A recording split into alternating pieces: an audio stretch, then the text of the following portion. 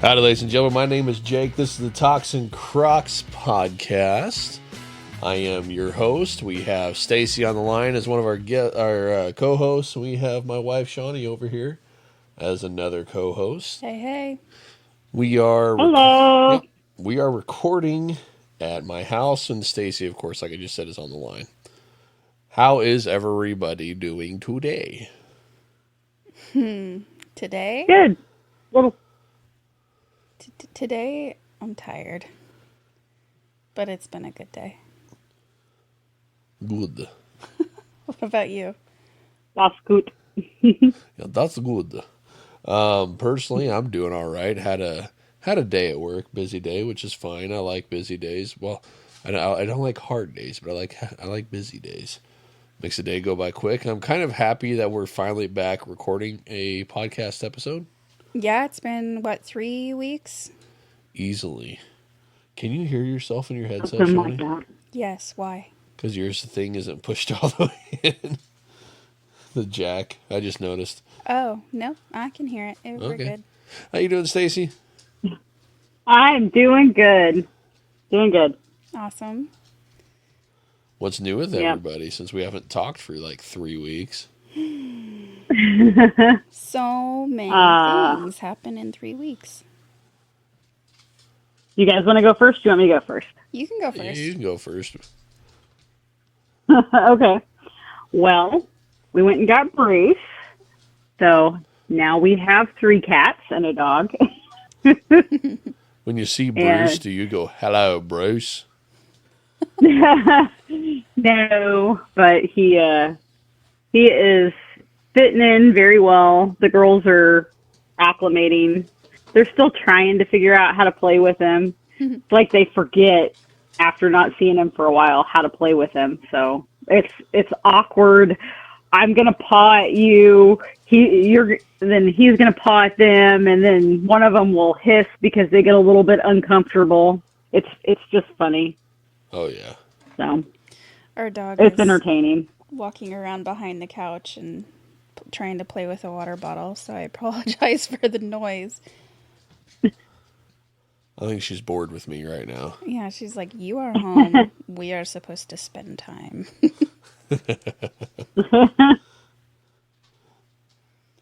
Okay, sorry. So we got Bruce. You're good. Yep. What'd you say Got his full Bruce. name was? Detective Bruce Barnacles. There we go. And Detective Bruce Barnacles. and the kids named him that, and he's named Detective Bruce Barnacles because he's named after Batman, because Bruce Wayne is Okay. Batman, and Batman's a detective. So we ordered a tag for him, and I'll send a copy of it in the Discord so you guys can see it. But it's a bat cat. It's great. It's like the bat symbol, but it's got a cat head, and you can tell the body's like a cat's body, and then a cat tail on it. Nice. That's awesome. That sounds really cool. Yeah. I was looking for just like a bat symbol for his tag, but I couldn't find a bat symbol. And we always order our pet tags from dogtagart.com because they are the best tags. They're like $20, but the name does not rub off. Even if you have a metal tag that rubs against it, it does not come off of it. Nice. So, yeah, and they look great. Like, Lilith still has her original tag. Hers is the first one that we bought, and we've had her since 2019. And hers still looks just like it did when we bought it. So, yeah, I'll find that and send it. But I love their tags. They're great. They're a little expensive, but they last. Yeah. The tags that we had for Esther were like the standard engraved tag that you get from like the pet store, and those never lasted. No, they do not. The name would wear off just by rubbing up against their license or their pet license or their rabies tag. Mm-hmm. Yeah. So I'll share. Yeah, unfortunately, our dogs are farm dogs, and they go out and they get into all sorts of nonsense. So they don't have any kind of collar or tag or anything normally. unless we're Yeah. purposely like taking them to town or something. Yeah. Then they get if they get clothes, then that's what I call their collars. It's their clothes. Or a harness, yeah. Yeah. Yeah. Yep. Where? Oh, there we go. Well, anything There you else? go. There's. Oh, you said something? Yeah, there's the tag. That's what it looks like, so you guys can see it. Oh, Shaunie's gonna have to open up her Discord on her phone. There it is. It just came through. My phone's still being used as a camera currently. Oh, that's pretty cool. Let me see, hon. Oh, there you go. That's awesome. I like that. I can Yeah. show the camera at all. But... Let's see if we can. I think the camera got that. Yeah. Pause it and zoom in if you didn't see it, if you're watching the video. Yeah, you can pause it real fast and zoom on in. Anything else fun and exciting new with you guys? Well, we are on Friday. We're going to go to the Valentine banquet at Emmanuel Fellowship, which that'll be fun. And I'm joining the worship team, so I'm kind of excited about that. That's awesome. What role will you play? Yeah. I'm going to do background vocals, at least starting. I don't know if I'll do any lead stuff. I haven't done lead vocals in, like, I don't know, 15, 20 years, so That's awesome. I'm even comfortable know you with could background sing. vocals That's at so this cool. time. Yeah. Yeah, I used to do a lot of choir stuff in high school, and when I led youth ministry, I was in the choir at that church too. And when I did the youth VBS, I always led all the songs, but I was leading them to like music videos, so I didn't have to do anything, Yeah. Fair enough. crazy. But Yeah, Shawnee, it was fun. That's awesome. yeah, Shawnee and I are choir nerds from high school. She did it in college a little Oh, bit too. fun. Yeah. That's one of my more favorite things in high school was doing the choir. So Yeah. Yeah. what I hated Yep. that you composers out there, listen up. Make the guy parts more interesting. For them to sing. They are so boring all the time. We're just gonna sing monotone notes while the girl's gonna do their whole stuff. Real annoying. And the only song we ever did that was specifically made for men was "We Are the Men of the Chorus." And still, they keep that pretty monotone for the basses and baritones. just one of my Pet I don't know peeves. pet. Not I don't know if it's a pet peeve. What would you- Annoyance from high school was that? Yeah. You're gonna get back there, do the I can see background that. vocals. They're gonna be like, "Praise Jesus." You're gonna go, "Praise Jesus."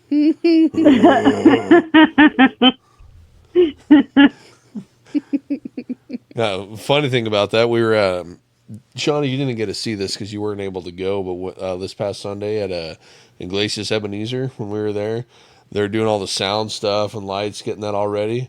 Well, they're sitting there like strobing all the lights on the stage, trying to get things working for them because they were having sound and light issues. Oh. And Zach was sitting there, and I'm talking to him like, "Hope we're gonna rave for Jesus." So just sitting there, there's like funny. straight up strobe lights like crazy, Oh and my it's just god. all the different colors. Fog machine was rolling. It's like rave for Jesus. That's funny. I had a thought the other day that I think would be hilarious is if there was like a guest band that showed up for church to do the worship, but no one told anybody that they were like a heavy metal Christian group. Oh my gosh. Oh And my I gosh. think it would be hilarious to have that guitar and drum just all start going. Oh. I think you would have certain people in the congregation that would be like, "What is this? That's amazing." And other people would be like, "I'm never coming back." You get me? Let's mosh pit for Jesus. Oh my god. Pastor Frank. That'd comes be running in. hilarious, but it probably probably wouldn't go over very well. Yeah. Probably not, but it'd be there'd fun. A decent, Oh, it'd be hilarious. decent amount of people in the congregation that would probably be like, "What were you thinking?" Frank comes in, punches somebody. Yeah! I don't think he would do that.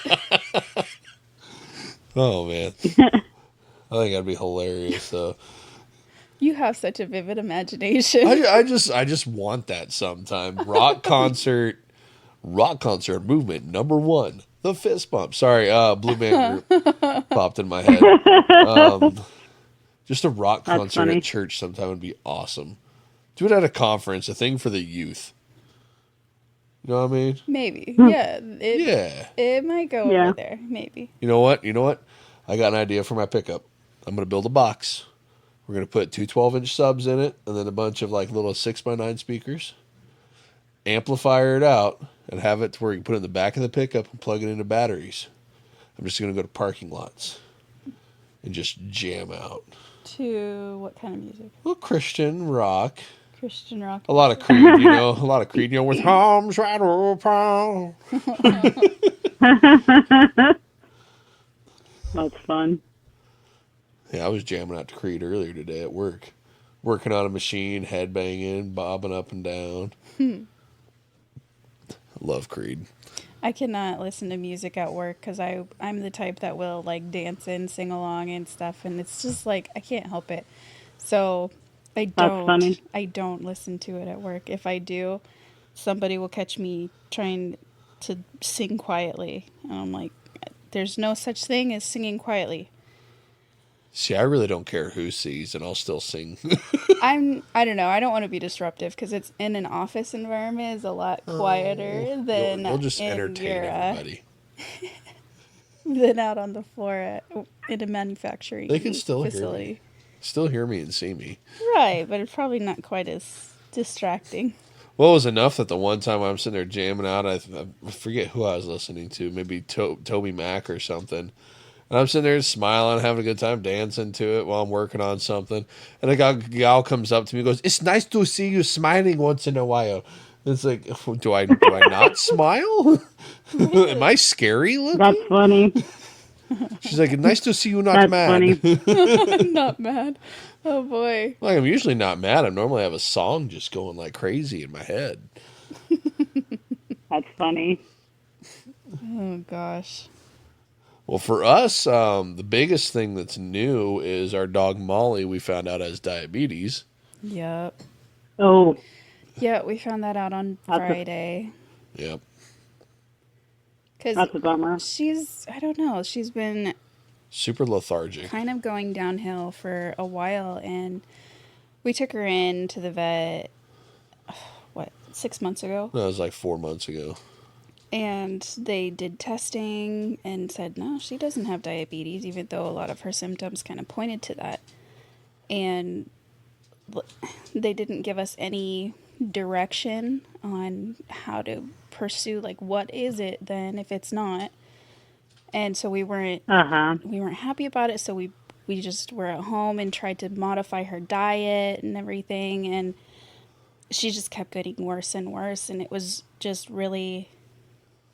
Yeah, she was starting to go downhill pretty quick. And one night, I don't know if you would call this a prophetic dream or not, but it was something that just really opened up my eyes.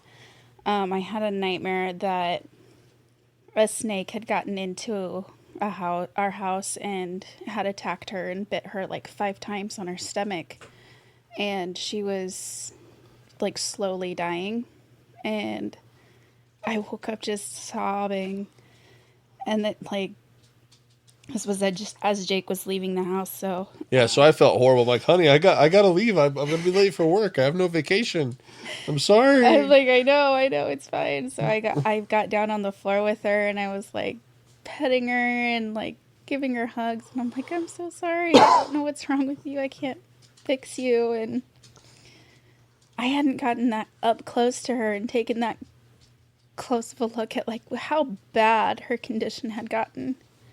And I was like, we need to do something. Yeah, so we found a different vet.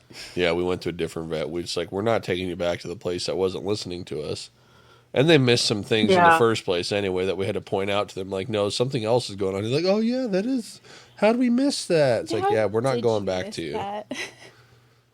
So we went somewhere. Wow. Yep. So we went somewhere else. I took him in. Took her in after work. They did some tests and all that. And she turns out she's diabetic now. And it was really, really high. Yeah, it was like she had a blood sugar of like 524 or something. And Wow. he said they're supposed to be like between 70 to 140. Like kind of humans are. And now she's behind Yeah. the couch barking at something. Oh, she's behind the couch barking right now. Do you hear her? Are you barking, Molly? Or she's giving us her 2 cents of the whole situation. Yeah. She keeps hearing her name probably. The vet techs, though, loved her and said during her whole exam she wanted belly rubs. Yeah. She's like, oh, you're just here to give me belly rubs. She's one of the sweetest dogs you will ever meet. Yeah. She also copied me with a knee injury and tore her knee up. And She was maybe 2 yeah, when she got a surgery on her knee to replace a ligament. So she has an artificial ligament in one of her knees. Oh, wow. And she's 10 now? yeah, I can't believe it. I thought she was 8. Blows my mind. Yes. No, so she's had that artificial ligament for 8 years. Yep. I'm surprised they don't replace that every now and again, but she's getting to the point in age where they're probably not even thinking about surgery at all for her if they don't have to. Yeah. Yeah. Well, I What guess else? There was other things that have happened in the past 3 weeks, right? Things that were not quite so dire. I'm lost. If you're going to talk about my hunting, I'm going to bring that up later. Oh. I got the plan, honey. You didn't inform me of your plan. Nope. Surprise! I got the plan. We had a baby shower. That was fun. Yes, it was Because ish. right now we are at 35 weeks. Holy cow! Yeah, so 5 more weeks to go. Oh my gosh! She could be here any day. Yeah, you just keep that evil on, away. I don't want her showing up early. I've got a financial plan, and she needs to follow it. Yes, because daughters are great. Good at luck with listening that. Daughters are real great with listening to their dad's financial plans. Speaking from experience here, Since you are her daughter, right? you is one. But yeah, no, it was good. And it was dinosaur themed. I'm actually wearing the t-shirt that I wore then. It says coming soon. And it says there's like check boxes or whatever. It's boy, girl, and the bottom one is dinosaur with the check mark next to dinosaur. So we're that's expecting a cute. little dino any day now. I don't think we really took many pictures there. We should have put pictures up on Facebook or something. Oh, we should have. We still can.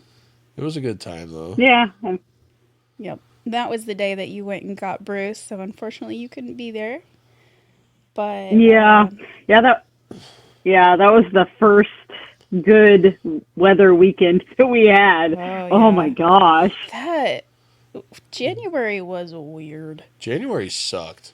I'm sorry. It did. Yeah. Like it really sucked for me. I forgot we're in February already. Yeah. Yeah, 1 week Yeah. in. Yeah. That was crazy. I told you guys, at least I think I told you guys what my prayer was in December. I kept saying, God, don't let it snow until we get moved. Then you can let it snow as much as you want. I was like, oh my gosh. Look what you God did. took me literally. Yeah. Yeah. He saved And all then- of the snow for one time. It's like Yeah. you get what you Yeah. get. Yeah. Well, and then Proclam prayed for that blizzard that we got. What? You Proclam? wanted it? Yeah. Yeah. Yeah, he did. He prayed for it. That sounds like something Zach would do. Well, Zach's always Yeah. praying for snow. He loves snow. Yeah. Yep. Wow. So I'm like, okay, I'm not gonna take credit for the blizzard, but Right. man, I mean, yeah, we God had took me literally when I'm like, you can let it snow as much as you want after we get moved. Did I can't remember in our last recording, had the pipes burst in the church yet? Or was that They somewhere had in the middle? not. No, they had No. not. Okay, so that's news No. too. I'm gonna call that a Yeah. crappie. That's a collective crappie. That's a collective crappie. It, Yep. it looks like it burst in Yeah. like 5 places. In 2 different pipes. And the water heater Yeah. was... Yeah, water heater had to get redone, and all the flooring is tore up. They're trying to figure out what to do there. Clear into the legacy room, they're talking about they might have to tear down the sound booth now because the water got underneath of it, and there's no ventilation there at all. Right. So apparently there's a Yeah. smell, and it's not going away because it's coming from under there. Yeah, if that's Yeah. molding, we got to get that out because that could turn into black mold real quick, and that's Yeah. not good to breathe in. Bad news. Yeah. Bad news bears. I've been following the progress on Facebook. It looks terrible what happened. I mean, it's looking better, but oh man. I told Holly, I'm like, well, people shouldn't have been complaining that we have an old carpet and need a new one because now it's happening no matter what. Yeah. That made it happen. Well, they might not even get carpet because we were being told like the quotes for carpet was coming out to like what near 100K or something, just to carpet that gymnasium area. So that's just nuts. I can't believe how expensive it is. Yeah. So they're looking at other options. Like, what else can we do? Yeah, and there are some people that are like totally for like, yeah, let's get hardwood or let's do concrete floors and we'll just get cloth covered chairs or something to deaden the noise. And I don't know. I'm sitting here thinking, like, what about during the kids' camps when kids are running everywhere and will inevitably fall? Yeah. What happens then? Do we just buy wrestling mats and cover the entire gymnasium with wrestling mats? Sorry, not gymnasium, the sanctuary. It was kind of a gymnasium before. Yeah, I mean, that's the shape it was, and it had basketball hoops and still has basketball hoops. Yeah. When I taught preschool, some of the preschool rooms had no, it wasn't when I was teaching preschool. It was at the church. The nursery had those foam tiles that you can actually like build with. Mm-hmm. Yep. They used those for flooring in the nursery. Yeah, I've looked at those. I've got some of that downstairs and with all my weight equipment. Mm-hmm. My little weight room that I don't use. Yeah, it was like that, but it wasn't the heavy duty stuff like they use in weight rooms. It was like the pastel colored soft foam. But it worked great because when the kids fell, they didn't get hurt. Yeah. Yeah. I'd probably figure out a way to get hurt on accident somehow, one way or another on phone. He's very good at it. Talented, skilled, if you will. Okay, That's so funny. was that kind of our collective happy crappies for the most part? For the most part, I'll say my crappy is just that Chris has been working a lot of night shifts. Yeah. So that's kind of crappy. But since I'm working at home mostly, I do actually get to see him. So it's not like we're ships passing in the night, but I'm not getting to spend my evenings with him. I'm mostly working and, getting to see him during the day while I'm working. Do you foresee his schedule changing in the future? He's trying to get that worked out. There have been some changes at his job. Somebody in upper management is no longer there. So they like his schedule started to settle down. He got some more day shifts and had some nights and some days with 2 days off. But then this other thing happened and like his schedule kind of shifted again. So I think it's kind of growing pains at this point. Sure. I remember working night shift, and I didn't like how I didn't see you at all, Shaunie, for the longest time. No. It was like a whole year I didn't really get to see you. Yeah, that was... Because my days off, you were working. So it's like, I'm just at home. Well, actually, I went around and hung out with David all the time. Yeah. That was like my booze cruising days when I was a young 20-year-old, making bad choices. 21. Yeah, well, in my 20s. 22? I don't even know, to be honest with you. I was old enough I could buy alcohol.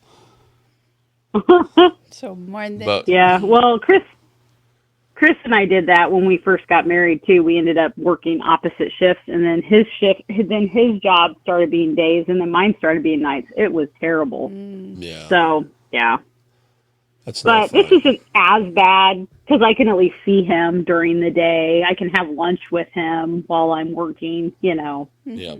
So it's not so bad. But I'll be happy when we can get his schedule to kind of settle down, and then we can have our evenings again, or at least some of our evenings. Yeah. But he's got the whole day off on Friday, so yay! We're going to go to the Valentine banquet and stuff, so that'll be fun. That's awesome.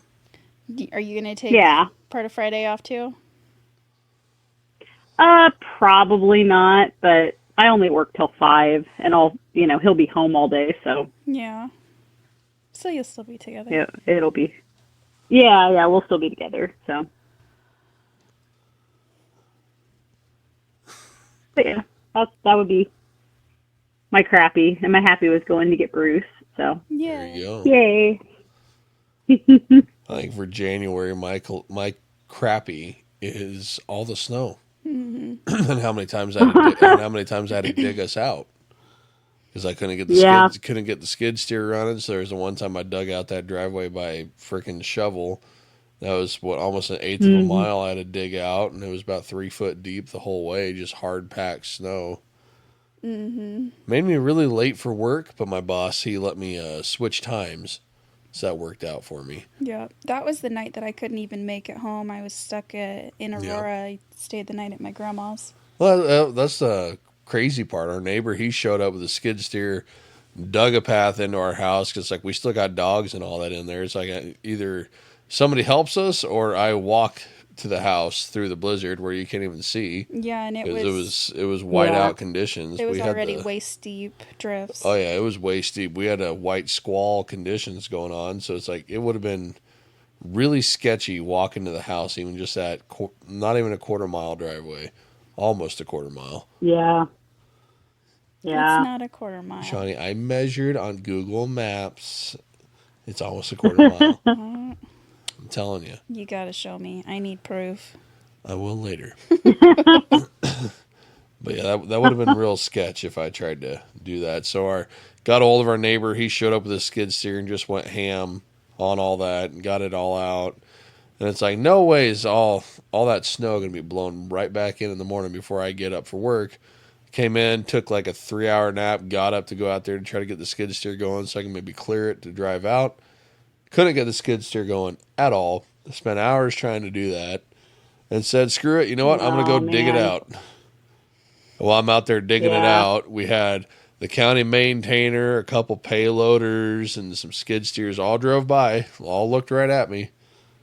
It's like it is negative 9 degrees outside, and y'all can't just turn this way for 30 seconds and plow right through this. Yeah, that was disappointing. But in the whole ordeal, when I got done, I was all sitting there going, you know what?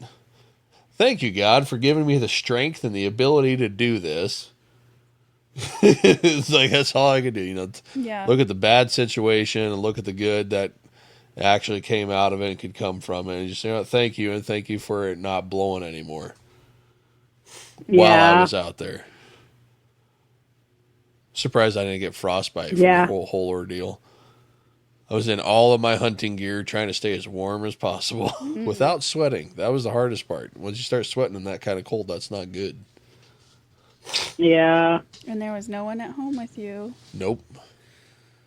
But your dog showed up as I got done pushing snow, though. She's like, oh, hey, I can walk out here now. I guess I could come hang out with you. Oh. She didn't know who I was at first, though. Oh, what? Because I was wearing all orange, and the dogs kind of can't see that color real well. So she probably just saw like this brown monster standing there. I turned and looked at her, and she saw eyes, and it was kind of like, oh my gosh. Then I decided to show her my face because I had everything all covered up besides my eyes. So I had to show her my face so she knew who I was. She's the That's deaf one, funny. so she couldn't have heard, like, oh, you sound like my person. Yeah. And I know she couldn't Yeah. smell me because all my hunting gear keeps all the scent in. So there's no way she was Yeah. smelling me. Poor thing. Yep, and I went to work all day that day. I went to work too after I got everything dug out. Yeah. I showed up at work when I normally get off work, and then Right. I worked all my hours. Yeah, all in all, Right. that cold and everything was not a lot of fun. Ronan had No. 5 snow days. Lucky duck. Yeah. And I'm fortunate enough to be able to work from home when I need to. So I was able to stay at home with him. So we didn't have to worry about like whether my little Toyota Camry could make it out of the driveway or not. Some of those days, even when the skid steer wasn't starting, Jake was able to bust through some of the drifts with The his truck. truck, Oh, yeah. which is fortunate. Dodge Ram 2500 coming turbo diesel.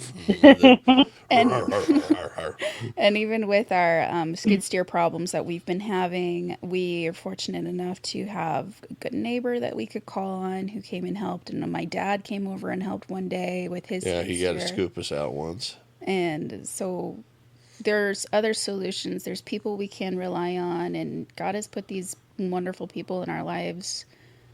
And we're so thankful. Yep. That's awesome. And thankfully, I was able to get the skid steer going on that day that I was blowing from the other direction. I'm blowing all the snow from the south?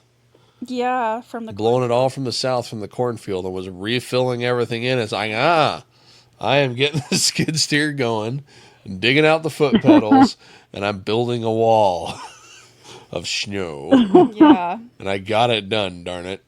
God gave me some ideas to get my foot pedals free, and it was windshield washer fluid. No. I don't know why I thought of that, but they said negative 30 on the fluid. I'm like, it's only negative 10. Let's go. Let's try this out. And it worked. Yeah. Well, wind chill was negative 30. Yeah, that's pretty cold. And then I ran out of diesel, most on like 10 feet left of that drift I was digging out. So then your dad had to rescue us again and bring diesel over. Yep, he did. He brought us some diesel. It was a wonderful time in January. It was an It was ordeal. an adventure. We're going on an It was adventure. an adventure. Yeah. Yeah. I was supposed to take a computer out during all of that. Oh, have And mercy. yeah, my boss won't let me drive if the roads are bad or if Good. the wind chill's too low. When I told him I was planning on taking the computer out after the snow was gone and when the wind chill was like still low, he's like, make sure it's at least 20 degrees before you try to drive because that wind chill's way too low. I don't want you getting stranded out there. And I was like, okay, all right. There you go. Well, at least you know Yeah. he cares. Oh yeah, yeah. Sorry for the Yeah, loud cough. he was like, yeah, no, you're not going out if it's that. I mean, I wasn't going to go out until it was a little bit warmer anyway, but he was like, okay, you can go out because the day I told him I was going to go out, he's like, okay, it's supposed to be at least 20 degrees that day. It'd be okay. I was like, oh my gosh. Heck, there were times we were colder than the Arctic was. This past year. Oh yeah, Colder than the Antarctic, too. Yeah, colder than the Antarctic. But give it to them that they are in their summer month. The Antarctic is their summer months, but we were still warmer than them. So suck it. Colder. Colder. We were colder. Sorry, we're warmer than them now. yeah. Yes. It's like fall, spring, or something going on right now. Maybe. February is doing some identity stealing of April. Just saying. I'm okay with that. It was awful for the temperatures in January. It was really cold. Oh yeah. All right. Well, you found a question or two to kind of plop in here for fun. Plop. I couldn't Oh think yeah, of a word. I've got a couple of interesting ones. All right. Let's see. I gotta switch back to my document. Okay, let's see. Here it is. If all jobs had the same pays and the same hour hours, what job would you like to have? So if you could do anything and get paid for it, what job would you like to have? If money was not the driving factor. Even if it was like a self-employed thing. Yeah.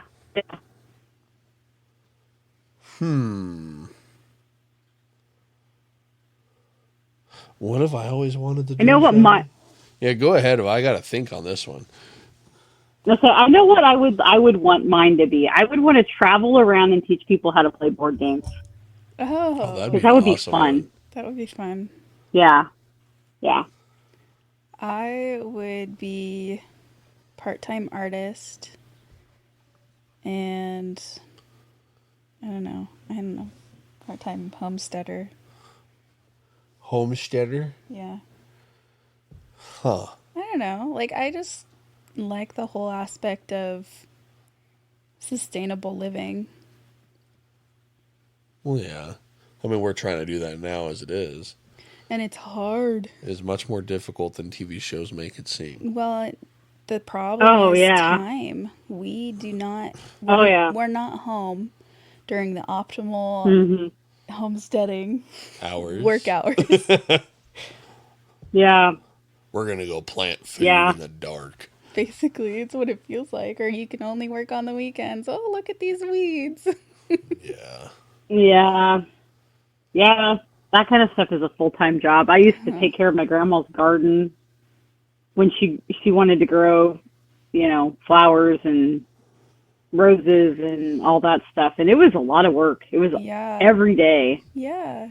And that was just flowers. That's not, other stuff that actually takes more work. Like, I would love to be able to devote the time truly needed to that kind of lifestyle, but working a full-time job and going to school and a new baby showing up soon, right, and like all of our other commitments that we have going on in the evenings, it makes it really difficult to have to be successful at that kind of stuff. And everything like home improvement wise, like DIY stuff that we want to do takes a lot longer than it would if we were able to devote the time to it that we would like to. Yeah. The unfortunate thing about the way our modern society is, if you have a job and you have to work a job, then you don't have the time to do all the other stuff that you want to do like that. Like if you want to do your home improvements and you want to bake bread and you want to grow vegetables and make your own butter or whatever. Right. I would like to have a cow. Can't. A cow? Maybe two. Like a dairy moo-moo? Like a dairy cow, yeah. I always said once Ronan's old enough, we're going to dairy cow and give him that chore. Yeah, I don't think that's going to happen. I really don't think that's happening. Yeah, probably not. I'd love it. I'd love to get chickens again, to be honest. We had chickens, but I think we talked about that where a badger killed them. We talked about that on the podcast, I believe. Someday we'll have chickens again. Is that it then, huh, Shaunie? Yes, that's my answer. I think if I could get paid to kind of motivate people and teach them leadership skills and decision making, that's what I would want to do.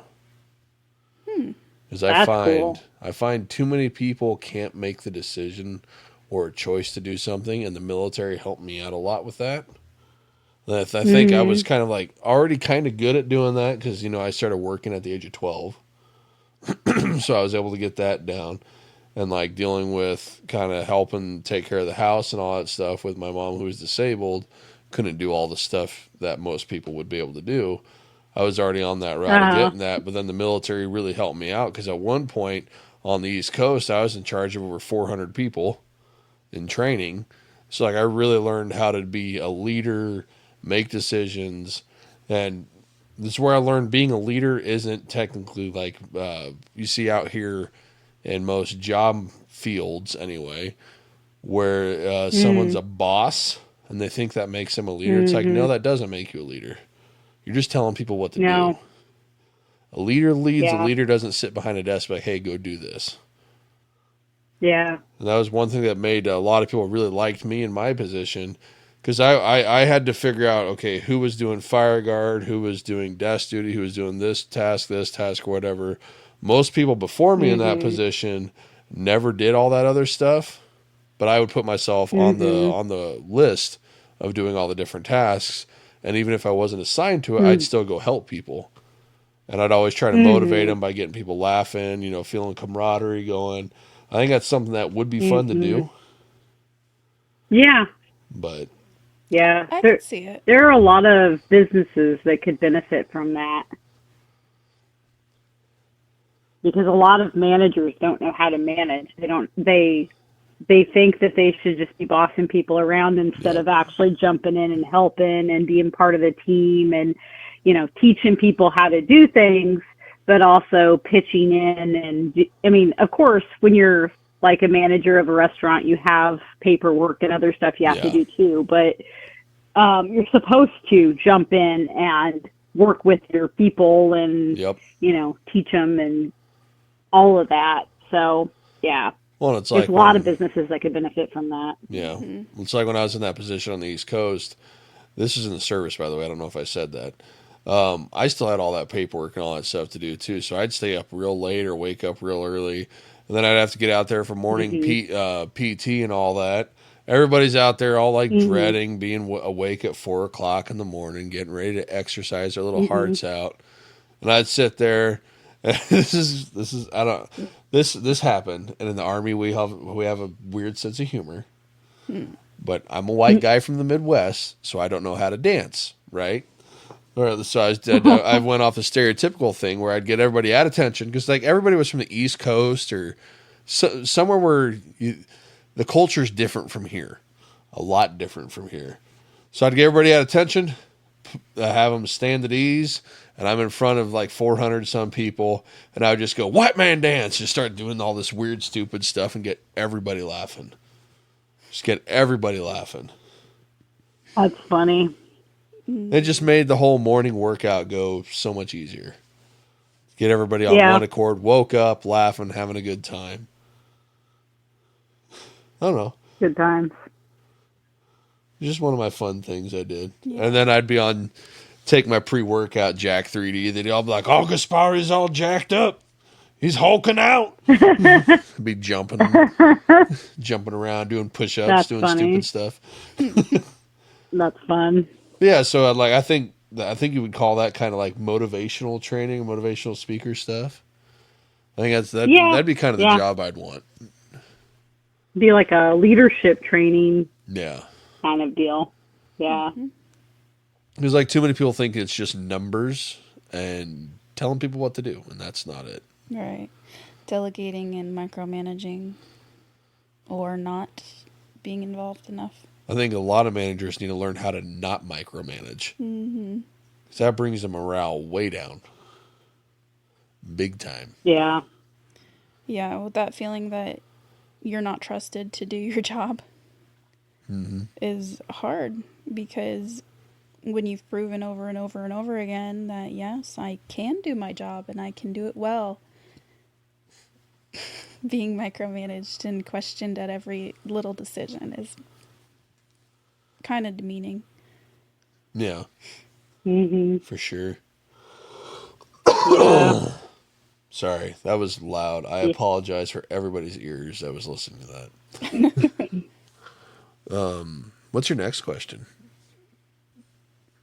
If you could turn any activity into an Olympic sport, what would you have a good chance at winning a medal for? Oh, gosh. Overthinking a situation. That's an awesome answer. I would win hands down.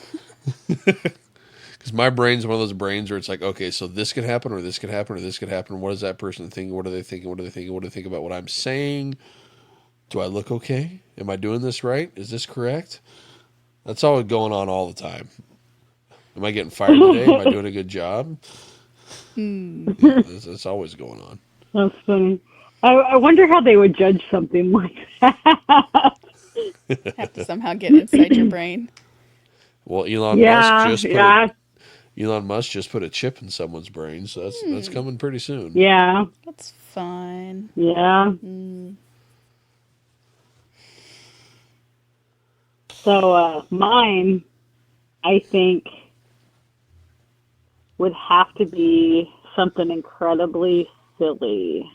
Let's think about that for a second. Because I had something and then I completely forgot what it was. Uh, Shaunie, do you know what yours would be? Absolutely not.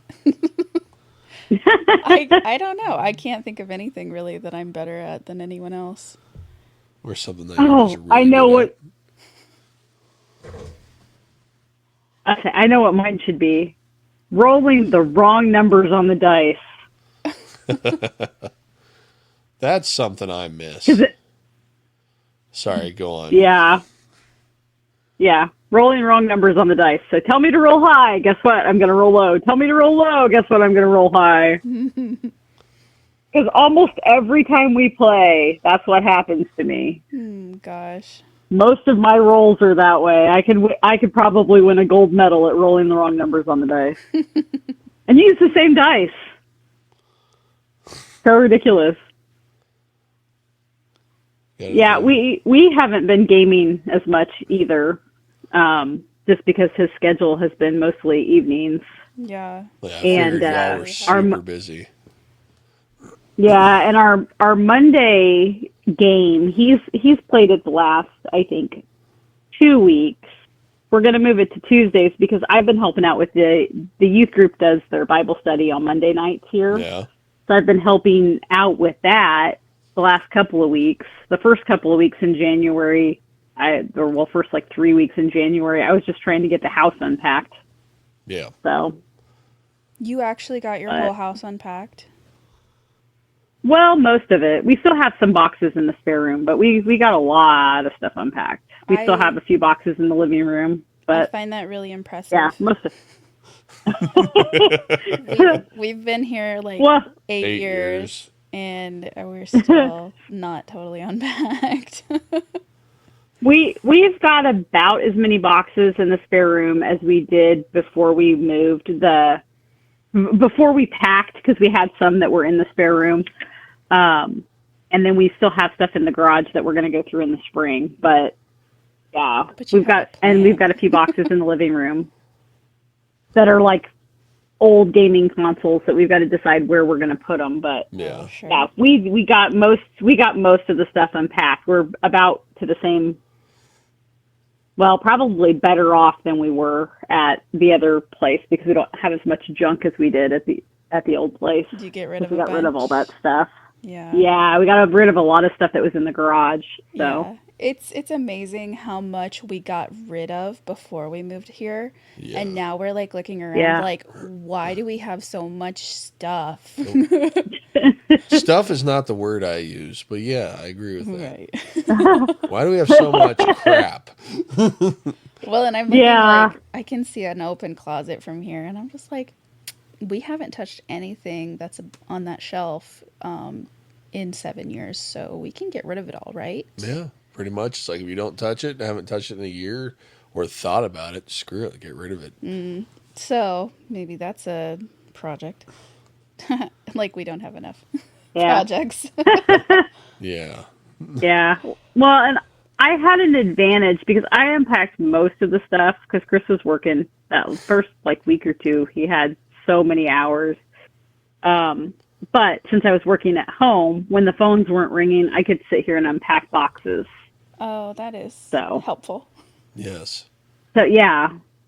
So if I wasn't answering phones, I was, doing my server maintenance and waiting for Windows updates to go through, or not working with a customer when I was like in between things. I was just unpacking boxes and putting things away and organizing the board games. And there you go. Yeah. So yeah, I was multitasking to the extreme. So now that I'm like, don't have all that stuff to do today, I was just like, I don't have anything to do. I got all my Windows updates done, and I'm like, the phones were really quiet. I'm like, I guess I'm watching the phones, so. Well, Shaunie, you It's thought weird. anything? You still don't know what you'd be good at as an Olympic deal? I'm the queen of clutter. As a husband, I'm not allowed to say anything on this topic It's because he's a smart man. half the time. So, so how would they judge that? You think they would give you a room and you'd have to make it cluttered? No, I think they would give you a bunch of different random things and be like, organize this.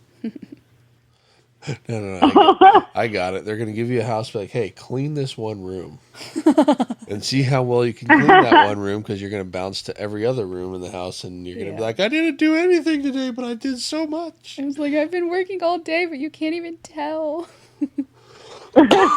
Yeah, that's my ADD, whatever ADHD problem, where I am one of those people. Like, you'll see TikToks about it where women, mostly, is what I've seen, they like start a task and it's like, oh, but I have to do this first, or oh, I could be doing this better by doing this at the same time. Like, I'll go start a load of laundry and then I'll do this, so I'm doing two things at once. And it's like you're just bouncing all over from thing to thing to thing to thing, from room to room, and it looks like you got nothing done all day, but you really did get a lot of halfway things done. I do that a little bit, but mostly I just make a list and I go down the list. Yeah, Because otherwise I love lists. Where do I start? Yeah, no, I love lists, but my lists are, I think the last time I made a to-do list, it was 11 pages long. Oh my gosh. So that in and of itself is like a mental purge, and then too overwhelming to revisit. So. Oh, wow. Yeah, no, mine are like 6 things. I'm like, okay, these are the 6 things I'm going to do today. Because I do that for work. Can't do. Yeah. I do I'm that like, for I work. can't. It doesn't work. Yeah. At home. Yeah. See, I can't take everything that needs to be done and put it on a list because that overwhelms me. That just, I'm like, no, that's way too much. So I put like 6 to 10 things on a list, and then I'm like, okay, that's my list for today. These are the things I have to accomplish today. Mm-hmm. Because, yeah, otherwise I would be insanely overwhelmed. Like when I was unpacking stuff, I was like, okay, day 1, the first thing I'm going to do is unpack the bedroom. So then I worked on that for like 12 hours that day and got the bedroom completely unpacked. And I'm like, okay, we have one room we can sit in and we're not completely surrounded by boxes. There you go. So, yeah, that's what I did. I was like, okay, one room at a time. I did the bedroom, and then I did the living room area of the dining room, living room, because it's like one big room. Mm-hmm. And then I did the kitchen. So we had like individual things that got done one at a time, because, yeah, I couldn't. It was very overwhelming, because I was like, man, I've got to get the board games unpacked. I've got to get the shelves into the spare room, but there were so many boxes in the spare room, I couldn't even get the bookshelves into the spare room. Yeah, I was like, no. Yeah, it was too much. I had to just break it into smaller chunks, because otherwise, yeah, I would have. See, that's probably a much smarter way of tackling those kinds of tasks. I don't know. I seem to be incapable of focusing on one room at a time, or I'll try to, but and then you get mad at me. We'll come across something that was a dumping zone, as we call it. Oh, yeah. Like the corner of the counter or whatever, and I'll be like, oh, I'm gonna take this pile of things and put each of these things where they belong. And then somewhere along the way of putting those things away, instead of coming back to the room that I started on, I start doing something in one of those other rooms. Uh-huh. I'm like, I know there's a better way. I'm just not doing it. Yeah, and see, I've done that in the past too. That's why I started making smaller lists. I'm like, okay, Today I'm going to do the floors. So I'm going to sweep all the floors and mop all the floors and vacuum all the floors. So then I just do the floors. Mm-hmm. Because otherwise I do that. I'll go, okay, this needs to be tidied up, and then I'll go, because I'll go in the room and I'll start doing one thing, and then I'll see something else that needs to be done, and then I'll do that, and yeah. Yeah. And then, you end up just like moving around and doing hardly anything because you keep bouncing from task to task instead of sticking to it. And I tried that where it's like, today we're just going to sweep, mop, and like take out the trash. That's all we're going to do. But before I can do any of that, I have to pick up all of the floors. And right now I can't bend over. So Ronan has to pick up all the floors. And his attention span is even worse than mine. So it literally takes us almost all day to do those three things. I'm like, cool. Got so much done today. Whoa. You need to gamify it. There you go. I've tried. It works for maybe an hour. And if we're not completely done by then too bad, because that's it. Yeah. All right. Yeah. Well, I'm going to move to a question. In these past 3 weeks or so that we haven't really talked, what is a lesson God has taught you or you have learned from God? Well, I think I kind of touched on mine already. With that dream. With the dream that I had about Molly. Okay, what's the lesson you learned from that, though? To pay more attention. Be more mindful about the things that are in my care. The things that depend on me. Like I don't feel like I was taking good enough care. And just to be more mindful and pay more attention and trust that if I do these things, that it will work out. If I pay attention.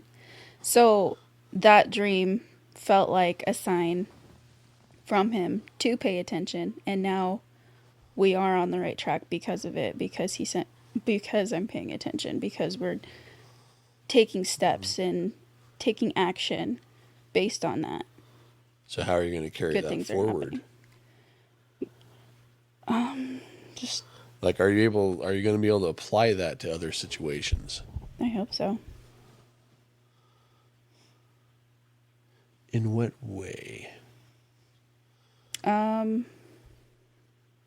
I mean, there's other things that are in our care that we could be doing better, like keeping up on household tasks, and like I could finish that project I've got over there. So are you saying the lesson that you've learned from that is open your eyes, pay attention, get off your butt? Something like that, yeah. I mean, that's my way of putting it. Right, and I think I struggle a lot with executive dysfunction, where there's so many things that require your attention that it becomes so overwhelming to make a decision that you just don't about anything. Like, there are so many things that you need to make a decision about, and it's too much, so you just don't. And I don't know, it's just something that needs to be overcome. The word that I'm getting is focus. That's a good one. From listening to that, I'm getting focus. Cut out the distractions, cut out everything else that's blinding you and making you deaf to everything, and focus on the situation at hand. Yep. Okay. I like it. You got anything, Miss Stacy? I do.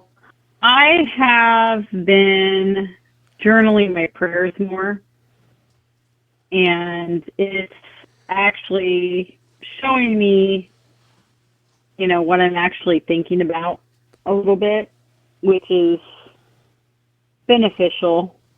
Um, and God's been using that, I think, to focus me a little bit more on making my prayer life a little bit. I don't want to say that my prayer life is superficial, but it's deepening it. You know what I'm saying? Yeah. So,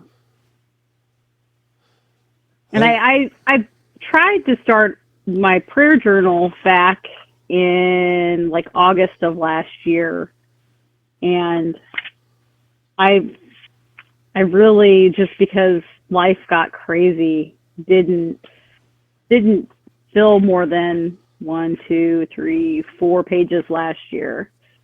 And in January, I started and hit it a couple of times, but in the last few days, I've actually been doing more. So Nice. yeah, So with that, you're deepening your communication with God as yeah, well. yeah, That's always awesome. yeah, yeah. And I don't know. I'm also seeing more results. So, or at least recognizing results of prayer. Answers Yeah. to prayer. Sorry. I keep like Because I sinuses are think going. you're okay. I think sometimes when we sit down and we just say our prayers verbally, we don't always revisit what we prayed for or even think about it again. And when you write it down, at least with me, I have a tendency sometimes when after I'm done praying and writing down my prayers, I have a tendency to go back and look at some of my earlier prayers. I'm like, oh, that was answered.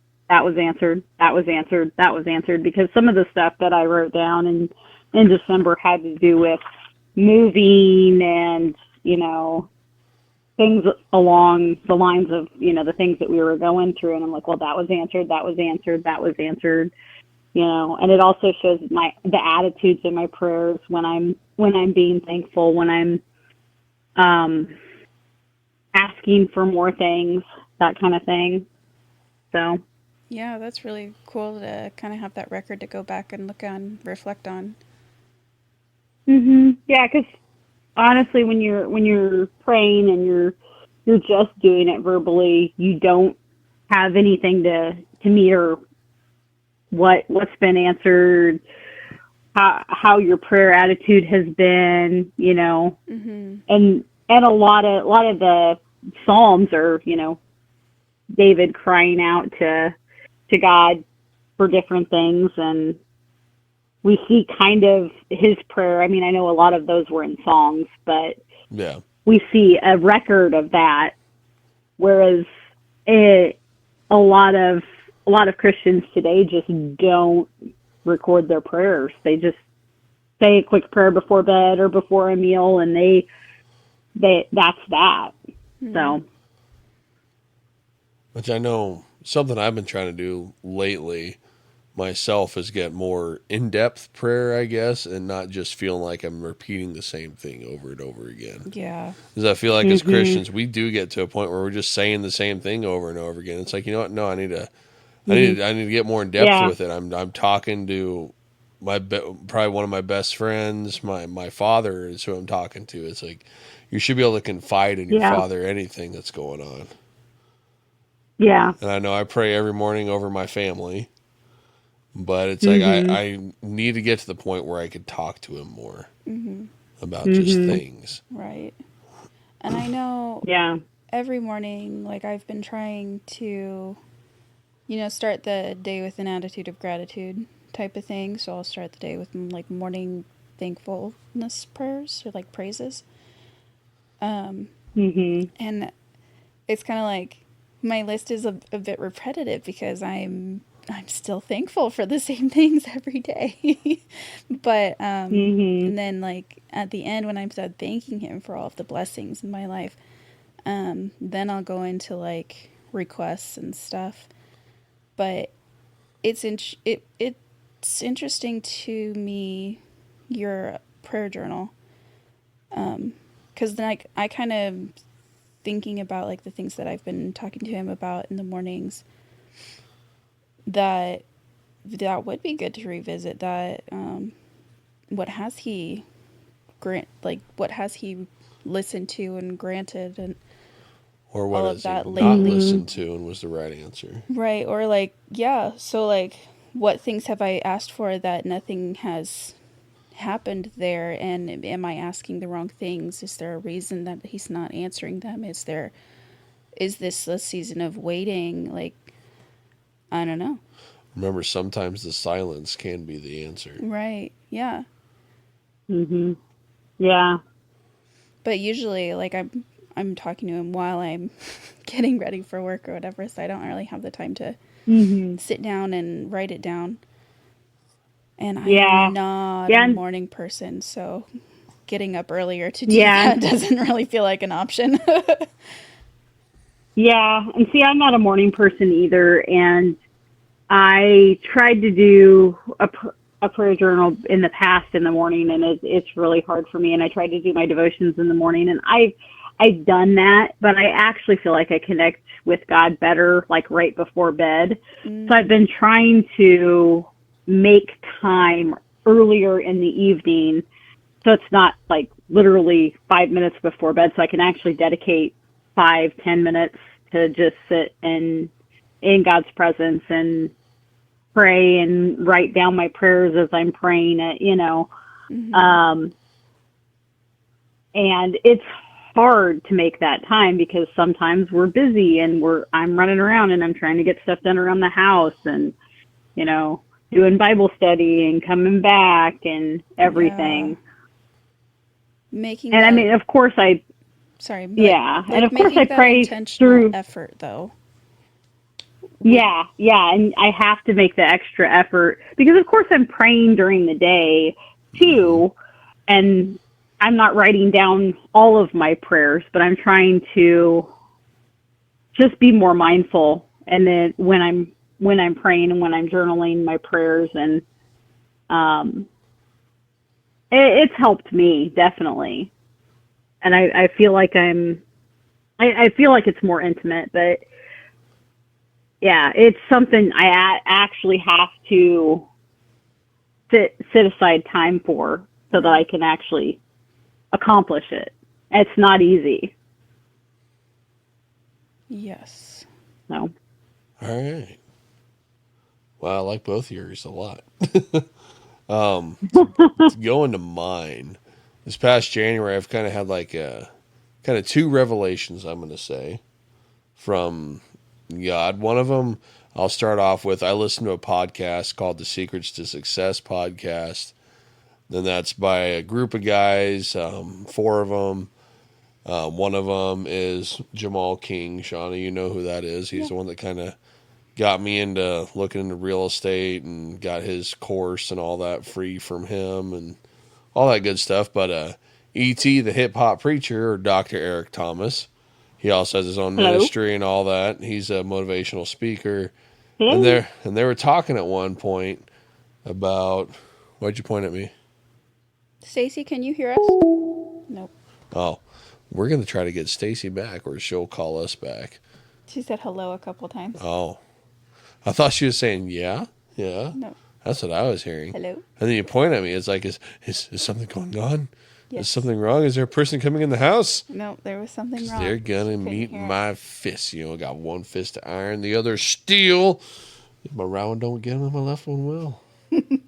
We're 16 times what I get. Okay, I'm going to call her back. Okay. Seeing if she sent any messages on Discord, but I'm going to hit call. We'll see what happens. Calling Stacy Links. Ring, ring. Hello. it's almost my bedtime. Yeah, pretty Your much. call has been forwarded to an automated voice messaging system. Maybe she was trying to call. That could be. We'll give it a few seconds. Man, I wanted this to be an easy edit tonight so I could get it out earlier. Here she is. There we go.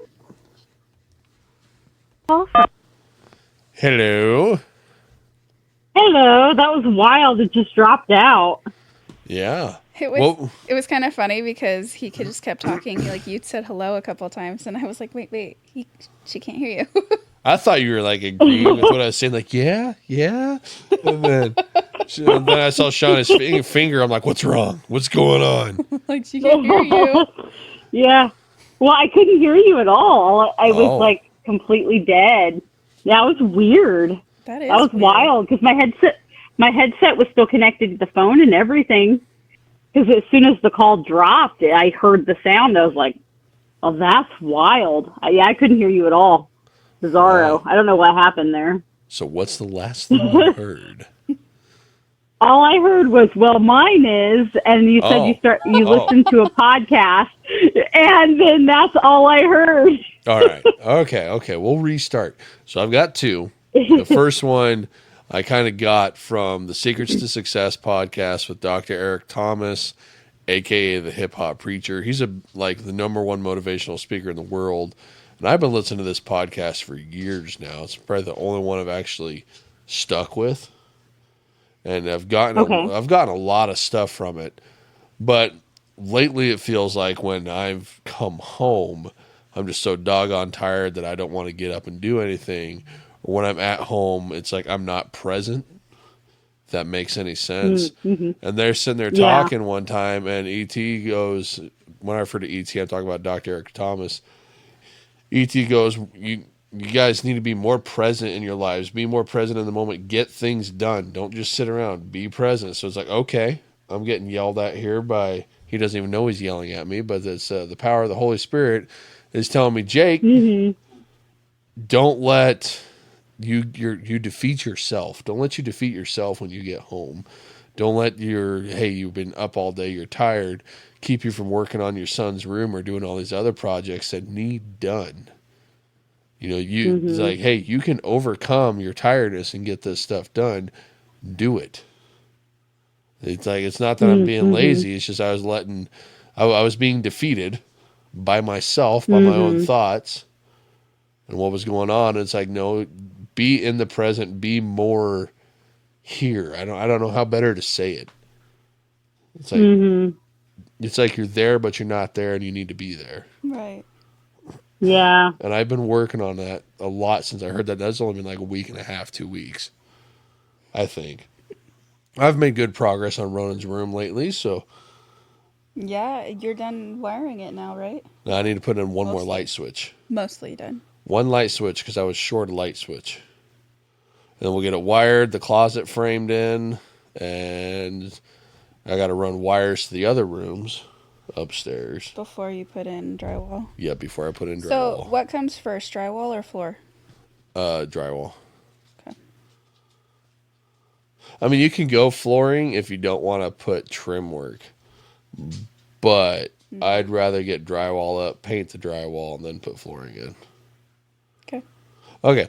So my second one will be like, it's going to be like, I'm going to take it back a little bit, a year or two back. So you remember Shaunie, well, I'm not saying people remember you. I'm saying, Shaunie, do you remember, or do you remember Shaunie, comma? I don't know how to write that. Huh? But, do you remember? Do you remember? There. Yeah, Shaunie. Reword. Shaunie, do you remember? Do you remember?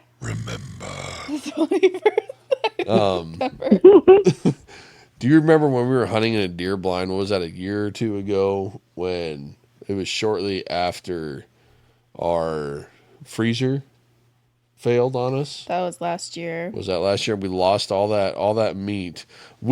For those people that don't know, we kind of try to do a little bit of more subsistence style stuff. Have been doing more and more of it. So us hunting our own meat during deer season and stuff is one of our biggest ways of supplying our own food. It's natural. It's God's food. It's in the Bible that we're allowed to eat deer. So that's kind of the route we've been going. But we lost 5 of them when our deep freeze went out, and we're out there hunting, and it was just, we were both praying, I'm pretty sure. I know I was praying heavily. Yeah, but we were being quiet because we don't want to scare the deer. Yes, being very quiet. And I know I told this story at the beginning of season 1 with Dalton, but it's we're praying heavily about getting deer. I think you got yours the day before, right? Yeah, it's before we had the blind. Yep. So you got yours the day before. Then I'm sitting in there, and we're just praying that we get. God, please give us another deer. Please help us with this. We lost all this. Please help provide for us. And that's when the deer walked out. What, 400 yards out? 350, 400 yards out? I think it was 350. Ish. And they're coming walking out and turned broadside. My first time shooting with this rifle, hunting wise. I shot, I missed. They took off running, and I'm in the back of my head. I was sitting there thinking, no, I messed this up. And then all the deer stopped, and there was like, what, 6 or 8 of them out there? There was 5 or 6. 5 or 6, whatever. And they all stopped, and all of them turned broadside again, which just does not happen. Mm-hmm. And then they stood still. Yep. And I shot again, and I got one. And it was like, holy cow, thank you, God, for providing for us, for freaking out. I'm walking out to go get the deer. Shaunie's walking to go get the truck, which, after doing some measurements, you had to walk about 1 kilometer away, 1,000 yards away. Okay. And probably a little more than 1,000 yards. But I'm out there going to get this deer, start dragging it back. And I was super thankful, God's answered our prayers. And then here come all the deer out again, right in front of me, not another 350, 400 yards out. And I fired first shot and dropped one. And of course, they all ran. I'm super thankful. Holy cow, walked out to go grab that one. Started dragging them back. And it's to the point now where it's illegal to shoot because it's dark. But what was nuts to me is all the deer come walking back out again. And it's like, God, thank you. I can't take any more, though. Legally, I can't do it. Sorry, I can't do it. So I was like, hey. Yeah. So that was like probably one of my first big experiences with a recognized prayer answered, and it was a provision that we desperately needed. And then, like when I first told that story with Dalton on the podcast, it didn't record right. Like you could see us talking, but it didn't record anything. And that whole time I was telling that story, I was like shaking and like tearing up and stuff because it impacted me so much what God had done. And that was like my first time, one of my first times really realizing how powerful he was and how much he cared for us. Because that would have been, shortly after we first started going to Abundant Life? It had been a few months, yeah. So it's like I was already learning it, but then all of a sudden it's like it's hitting me. Well, then this past January, we're wow, excuse me, I can't get my throat clear. Gonna have to edit that out. So this past January, I'm out hunting and I'm sitting here thinking, oh, this is gonna be easy, the first day out there, I had Ronan with me. Was it the first day I had him with me? Mm-hmm. And it's like, we saw these deer, but they just came out a little bit late, so I couldn't really get a good beat on them. And went out again, and all these deer, all these bucks and stuff come out. Well, I can't shoot bucks in January. It's not allowed. You got to get an antlerless one, so it could be a buck without antlers, or it could be doe. And we'll mainly go for doe in January. But kept happening where they were just coming out too late, and this is going all January, and it's like this whole time I'm sitting there trying to do it on my own pretty much for the most part. It's like, okay, I know I've got this set up, I've got the blind up, it's in a good spot, I've got all my gear, I'm doing the scent killer stuff, doing everything right in my head to be successful on these hunts. Then I kept praying, God, hey, please let me be successful, please let me be successful. And it wasn't happening. So I'm struggling out there. I'm like, what's going on? What am I doing wrong? I was mad at myself. I was talking to Shaunie on the phone multiple times. She could tell I was really PO'd at myself. Like this is all my fault. I don't know what's going on. And then I went and I learned some stuff from people at work, and I got 2 deer. Barely got them, relying on myself. I about lost those 2, and I've shot at deer before this, and I missed every single time. Didn't hit anything. It's like something told me that I needed to talk to people at work to figure out what I was doing wrong. So I got some answers there. But then I'm sitting there, this is the last week of hunting, And I'm like, I need at least one, maybe two more deer, depending on how big this last one is, to get enough meat for us to hopefully last the year. And I'm saying, hey, God, I've been doing this on my own, trying to do this on my own, really without you. I've been realizing, just kind of having a conversation with him, getting deep. And I'm like, I know you've given me the skills, you've given me the knowledge, and it feels like I've been trying to do this without you. Can you please just give me the chance? Give me the opportunity. And that night, what 30 minutes before dark, they come walking out. I had the opportunity, but I didn't listen to my skill set, listen to my knowledge like I should have, where I should have calmed myself down. I should have got yardage on the deer. I should have figured out that yardage so I could set my scope up so I knew I would hit my target. Instead, I let the excitement get the better of me, and I missed my opportunity that was given. And even though I was mad about that, it was shortly after I think I got off the phone with Shaunie because she heard me mad about it. And I was like, I'm mad I missed the opportunity God gave me. I was so mad at myself for that, but then I realized not only was I given the opportunity to take those two deer that came out, I was then given the opportunity to learn from my mistakes. So I took that knowledge. Molly. Apparently our dog is like barking or something. No, she's licking her elbow. Oh, okay. So I learned from that mistake. I used that opportunity to learn from what I could have done better. And then I had another talk with God. I'm like, you know what? Even though I missed, thank you. I learned a lot from that opportunity that I missed, but I learned from it. So the next time I went out, I prayed the same thing again. What blew my mind about that as well is I prayed for the opportunity, and he gave me that opportunity. It was a direct answer. Like, so that was blowing my mind the whole time up until this next hunt. I'm like, God, I feel like I'm asking a lot, but I'm going to pray it again that, I pray for the opportunity. I'm going to use the skills and use the knowledge you gave me from all these years of my hunting, military training, and from the lessons that you just taught me. And I'm going to be successful on the opportunity if you present it to me, and if you are willing for me to be successful. Yeah. And then I added on a little cheeky add-on to the prayer. I'm like, and it would be kind of cool if they came out maybe this time an hour and a half before dark instead of 20 minutes. Because the whole month they've been walking out 20 minutes before dark, and it's so hard to get the sneak up on them and try to get a good shot on and make it legal. So it's like, if I can't get that legal shot, I'm not going to have a good shot. And if I can't get a good shot, it's not going to be legal. So it's like, you know what? If you can have them come out like an hour and a half early, that would be awesome. And what was nuts, right after I got done talking to him, it was like maybe 15 minutes. Here come two deer walking out. And at this time, dark, like shooting hours ends at, what was it? It was ending at like, 6:40 or something like that. And they walked out at about 5:15. 5:10, 5:15.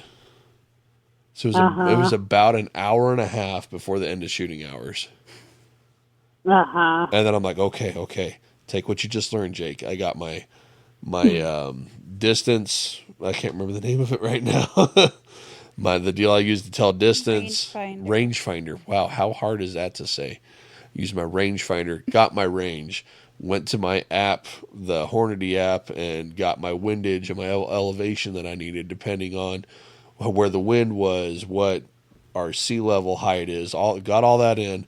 Adjusted my scope. Set up. Fired, and I thought I hit it, and it was the big one. It was the big one out of the whole group. I'm like, heck yeah, nice big doe. Fired, thought I hit it. It took off about 10 feet, stopped, fired again, got it right there. And I only hit it once, I found out. Only hit it once. So the first one was probably just a scare. I think I hit the tree right behind it. Because it jumped. It like jolted like it got hit, but I think it just got scared. But it stopped and let me get that second one while all the other deer that were with it continued running. For some reason, it stopped. And it's like instantly I saw it go down.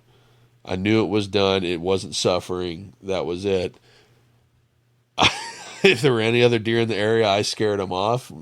Not with just that gunshot, by yelling, "Thank you, God," over and over again. And I instantly started like praising and thanking him right there. Because to me, that was another direct answer to my prayer. Mm-hmm. Yeah. Well, and it was every time that you would call me and you were so mad and like, why am I missing? Why, like, just like, why, like so mad. What am I doing wrong? What was it that I always told you to do? I don't know. You weren't listening? I was probably in my anger. I told you to pray. I'm like, have you talked to God about it?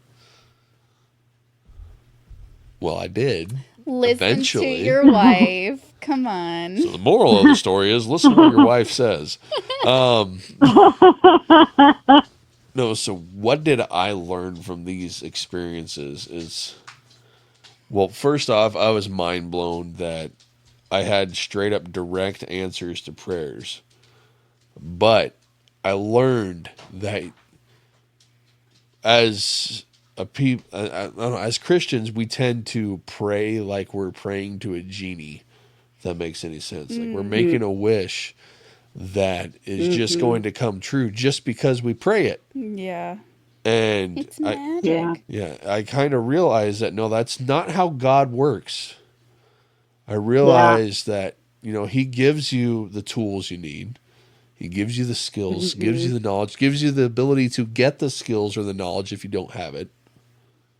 And then it's up to you. It's up to you to capitalize on the opportunity that he gives. Right. And that's where our will comes in, our free will. Yeah, it's like, do you choose to follow through? Do you choose to do it your way, or do you choose to do it Yahweh's?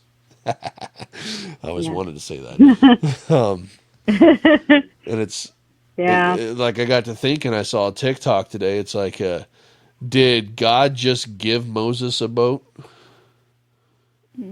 No. He gave him the materials, gave him the knowledge on how to build the boat. Not Moses. Noah. Sorry. I was like, where are we going with this? I was thinking of two different kinds of old dudes. He gave Noah the tools, gave Noah the knowledge, gave him the materials, and Noah had to trust in God. Yes. And had to trust in the circumstances, and that even though it took 120 years to build that darned boat, that what God said was going to happen was going to happen. Mm-hmm. He had to trust in the opportunities that was given to him to build that boat and follow through. Yeah. And the same thing with Moses, part in the Red Sea. If Moses wouldn't have done use the tools that God gave him, use the abilities, and use your faith, he never would have parted that sea. God gave him the opportunity. He's like, hey, come up to the sea. I know I'm like kind of not really slandering it, but giving the real gist of the situation. But come up to the sea and basically part the ocean, part the Red Sea or whatever the heck it was, and cross this bridge. You will get to the other side. Just do what I tell you to and use what I've given you. Wouldn't it have been easier if he'd given him a boat? Sorry. Just going back to your Moses Noah thing. Uh-oh. Huh. Yeah. But I just realized that you can't pray to God like he's a genie. Can he answer your prayer instantly? Yes, he can. But he might not do it in the way you think. Yeah. And I'm going to start taking that whole learning experience into my life to where I'm not just praying, hey, God, can you do this for me? Like, hey, God, can you help me get there? Can you... Yeah. It might take a while, but can you help me gain the knowledge, gain the ability to do so? And when I kind of see the opportunity for it, that I can capitalize on it and be successful at it with your help, but not you just doing it for me. It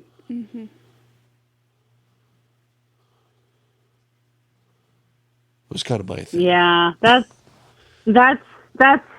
something that's really hard to learn, that Um, God answers prayers, and God provides things for us, but it's not always direct, like what you said with the praying for the first deer, and then they literally did things that deers don't normally do, and you guys were able to get what you needed. And God provided more than enough, and you didn't take the extra because that wouldn't have been right. But Right.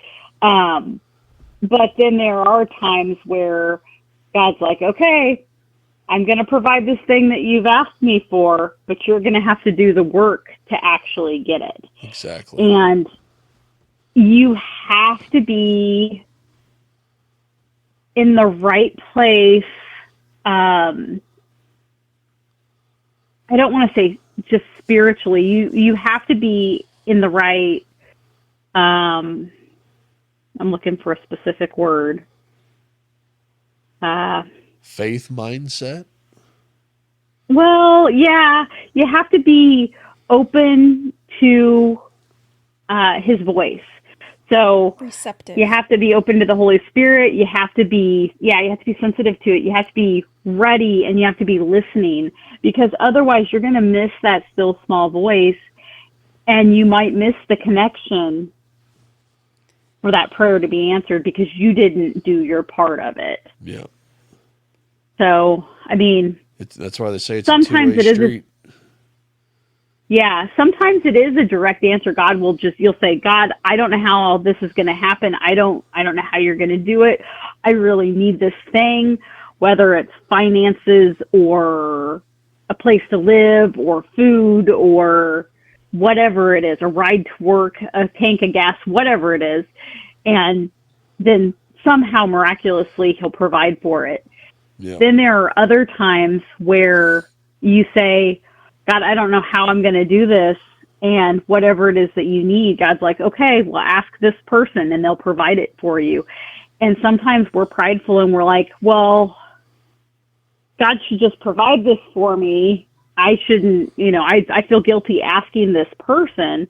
But if you're listening to God, God's like, this person is how I'm going to provide this thing for you. Ask them. Mm-hmm. Or do this thing, or do it this way. I mean, and there time and time again in the Bible, there are examples of different ways God tells people to do stuff and provides things. Sometimes it's directly and sometimes it's indirectly through somebody else. Sometimes God says something to somebody and then they provide something for somebody, not knowing that, what the significance of what they're doing. Yeah. So it's one of those things where you've got to be open to it. And if you're so distracted by the situation that you're in, you can totally miss it. I mean, with our move to Omaha, I was like, I don't know how we're going to get all this done. I don't know how we're going to move. I knew Chris was going to be like working in Omaha, and I'm like, we're going to try to move by the end of December. I don't know how we're going to do that. The whole thing was completely crazy. And I was just praying. I'm like, okay, God, you provided the job. You're going to provide the answers. I'm going to do the work, but you're going to have to guide me because I have no idea what to do. And I started looking at rentals, and I'm like, okay. And every time I looked at something that was going to be in the right price range and provide what we needed, they were either like rented already, people weren't responding, all of that kind of stuff. And I'm like, what are we supposed to do? And God said, look at purchasing a house. And at the time I was like, okay, well, I'm going to look at it, but I don't think this is going to be even in the cards. And then I started looking at it and I'm like, well, these prices are actually better than rentals. Okay, maybe this is the path we're supposed to go, and just kept praying and kept, following the steps, and God led us to the right house for the right price. and in the right neighborhood. We're in a neighborhood that's quiet. Like being here all day when I'm working, I don't hear cars like speeding up and down the street like we did in Grand Island. It's nice and quiet. It's a good neighborhood. Nice. So right place, right time, only 10 minutes from the church, because in Omaha, you can be a lot further away from everything than that. Yeah. So, yeah, only 20 minutes from Chris's job. And what I was praying for was for something in this price range for our rental payment, about this distance from the church, about that distance from his job. God provided everything and helped us get everything moved. And I didn't see how any of it was going to happen. But a lot of it came through connections that we made, having friends that helped us move stuff, helped us load the truck, rode up here with us, helped us unload stuff. I mean, it wasn't something that Chris and I could do completely on our own, but it wasn't all provided like directly like a genie or Santa Claus or, like this magical, handout.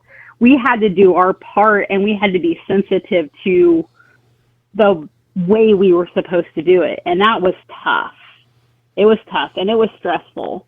Even while trusting God to provide, it was definitely stressful. Yeah. And there was so much stuff to remember and so much stuff to do. So yeah, I'm right with you. I was learning those same lessons, but that was mostly in December, not January. Well, ladies first. I found it interesting. This is going to be, to me, this is corny, because I always find it corny when people say this. But when you were talking about, what were you supposed to do? You don't know where to go or whatnot from there.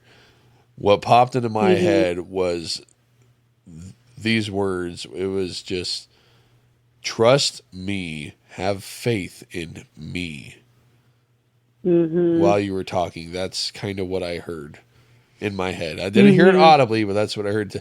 So to me, that's corny as heck, because I hear preachers and stuff saying, well, I got this word. It's like, no, there's sometimes, like, I don't know why tonight I've gotten a word twice. Yeah. And it's I don't know what it is, but I've been praying lately that I felt like I haven't been on fire like I was for a while. And I've been praying that I can be on fire again. And I think I'm starting to get there again, and I'm hoping it continues. Yeah. But I literally, when you were talking, I the words came to my head of, trust me, have faith in me. Yeah. And I'm not saying trust me as Jacob. Right. No, this was something else. It kind of reminded me of the time my sister and I got in a wreck, and I thought she died or was thrown out of the car. I didn't know where anybody was, and I got told, your sister's in the back seat. Get her out. The car is catching on fire. And then I turned around and saw my sister upside down in the back seat. And somehow I broke the doors off the car and got her out. Yeah. It's the same voice that told me to answer a darn phone when I didn't want to. Yeah. Yeah. Okay. We had a special night of worship on last Friday at Emmanuel. They called it a Seek night, and Steve brought a message, and it was about, he mostly spoke about speaking in tongues, which is one of those things that, people get all, it's a controversial topic. About. Yeah. Yeah. But he talked about that. And one of the things that he talked about was not just speaking in tongues, but he brought, at the end of the message, he said, basically, be open to God using you, be open to the spiritual gifts, and he had us break into prayer groups and said, if you want more of this, if you want more of him, you want more of the spiritual gifts, you want God to use you more, he said, ask for it. So we broke into groups, and basically my prayer was just more of you, Lord, less of me, because that's what I want. But as that happens, you do get more words. I mean, because, like, I don't know, that's been Friday, Saturday, Sunday. We're at Tuesday now. Yep. Just a few days, and I already feel like, yeah, more. Just sensitivity to his movements and things that people need. And I don't know the situation, but last night I had just a heaviness on my heart for some friends, and I was just like, I need to be praying right now. So I prayed like for an hour and a half, and then I'm like, I hope you're okay. I'm praying for you. I don't know what the situation is, but God put you on my heart. And I got a message back like, yes, prayers are needed, but I still don't know the situation, and it's fine. I don't need to know the situation, but that's something that if I wasn't seeking, I wasn't in the spirit of, trying to be more in tune with God, I probably would have missed it, because it's so easy to just get busy and start doing stuff and, and not be there. So it's good. If that's what you're asking for and that's what you're getting, that's good. That's what we're supposed to do. Yeah. So. Well, I feel like we can keep talking for a while, but it is getting to be almost 9:00. It's my bedtime. Excuse me. And I still need to make supper. Oh, yeah. You were going to make Sloppy Joe's. Yeah. So there's things I want to touch on next time for sure. That, like, especially a dream I had that keeps popping into my head over and over and over again about a direction I feel like I'm supposed to go at some point, but I don't know how to get there yet. But, just got to trust in him. Have faith. Mm-hmm. But, yeah. All right. Well, anyone got anything in closing to say for this so far hour and about 42-minute podcast? Why don't you close us out with a prayer, Jake? Well, I'll close us out with a prayer. I'm just saying, anyone got any closing statements? No. Okay. Let's see. I guess be open to God's movements,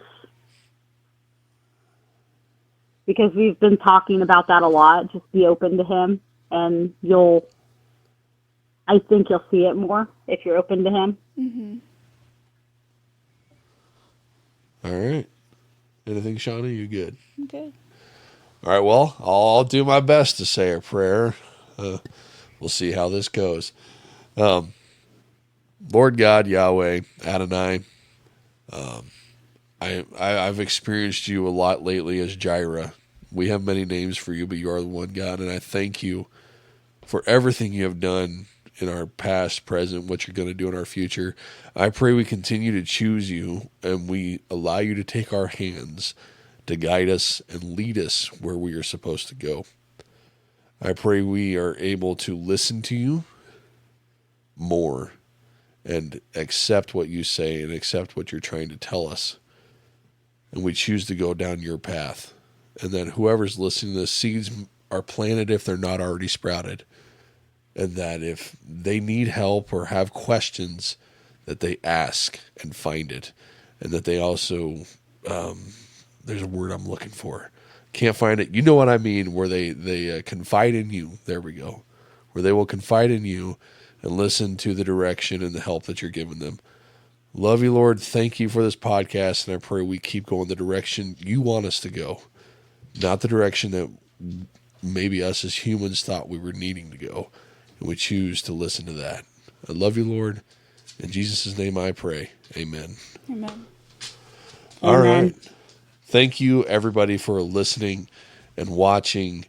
This is awesome being back, and I am sorry for the random 3-week, I don't know what's the word I'm looking for, Hiatus. 3-week hiatus that we had. This will be coming out on Sunday. I don't know if we're going to have a regular recording schedule right now, but I'm going to try to get everything out on Sundays, and I have some things in works that I feel like I need to do. And one of that is possibly interviewing people, I guess, Christians, to find out about their lives, because this podcast was originally made to show everybody real Christians and how we are. Right. And how that we're not just those that you see on TV and movies. So I'm going to try to get back to that. I feel like I was told to stop trying to be other podcasts and do what this one's supposed to do. Okay. We'll see what's up. All right. Love you guys. Thank you for watching and listening. We're on the YouTube, all the different podcast things, whatever they are, Audible, Spotify? Podbean, Spotify, YouTube. I'm pretty sure I said YouTube. Love you guys. We'll talk to you later. We're out. Bye. Bye. Bye.